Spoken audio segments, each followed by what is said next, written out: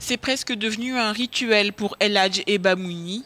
Pas une semaine ne se passe sans que les deux amis ne se rendent au cimetière. Leur amitié s'est forgée dans le malheur. Tous deux ont perdu des membres de leur famille lors du putsch manqué au Burkina Faso il y a 2 ans. Et comme les familles des 15 civils tués, ils veulent des réponses. Nous voulons savoir comment les choses sont passées, qui a tué, qui a donné l'ordre de tuer, qui a posé l'acte.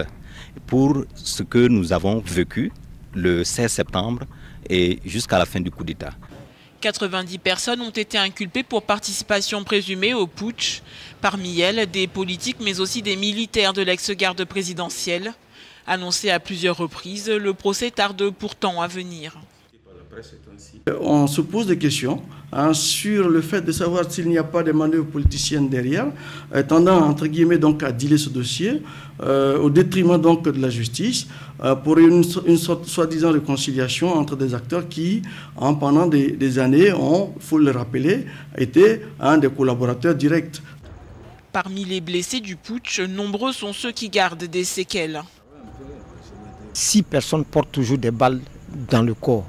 C'est inadmissible à cette date que cela soit toujours une réalité. Nous demandons au chef de l'État de prendre toutes ses responsabilités pour que les gens puissent retrouver la santé.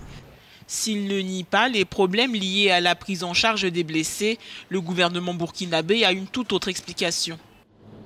Je ne crois pas que s'il existe encore des personnes qui n'aient pas été prises en compte au niveau des blessés, ce soit par négligence, c'est peut-être simplement parce que dans le listing, à un moment donné, ces personnes-là n'apparaissaient pas et qu'elles sont apparues un peu plus tard.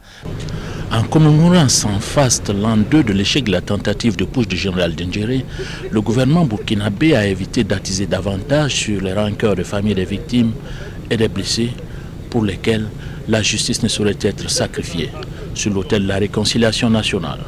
Bourema Saluka, Ouagadougou, pour Africa News.